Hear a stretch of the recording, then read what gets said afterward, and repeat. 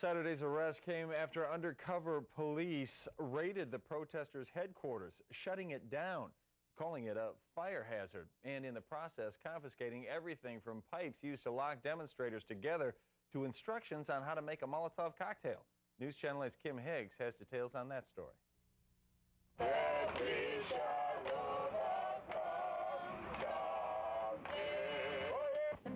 Protesters were left out in the cold after police and fire officials shut down the demonstrators' main headquarters on Florida Avenue early in the morning for fire code violations. Authorities say they found inside a Molotov cocktail and propane gas. They arrested 2 people. There's a bottle with the rag stuffed in it that very much looks like a Molotov cocktail. The protesters, I'm being told, said, gee, it was just a prop. ATF has looked at it and said it could be the makings of a gas mask.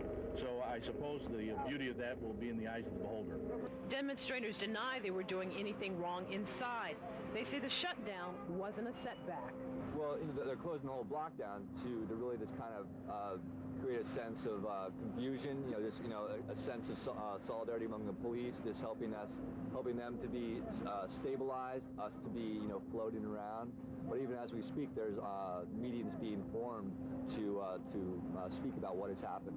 The demonstrations are going to go on, and we are going to shut the World Bank and the IMF down, and you can take that to the bank. So what this means is that we're being effective?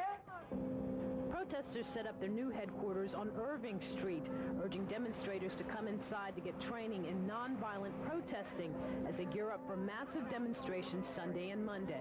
I think you can obviously see that nobody is deterred. Later in the day, D.C. police returned some of the items they had taken earlier from the Florida Avenue headquarters. They've asked for the food. We're going to get the food back out to them. But they can't go back in there because the building is condemned and it's a fire hazard. Kim Hicks, News Channel 8. Protesters say this is just a preview of what's to come. They say Monday will see the biggest demonstrations as an expected 10,000 protesters converge on the city in an attempt to stop meetings between the World Bank and IMF.